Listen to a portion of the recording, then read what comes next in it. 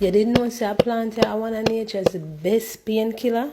Yeah, the plant right here says if you suffer from migraine, chronic pain, arthritis, muscle pain, see it right here. So one of the best plant them out there. Me nah lie. You see, all if you have cancer like breast cancer, leukemia, or prostate cancer, the plant have the compounds them in it, but just know how to go to your body and get rid of the cancer cells. And one of them plant that will really boost up and strong up your immunity.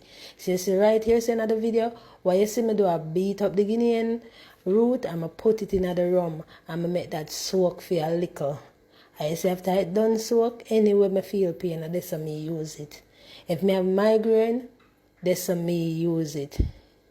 Knee pain, that's how me use it. Any part of the body where the pain there, that's how me use it. And in no time, pain gone.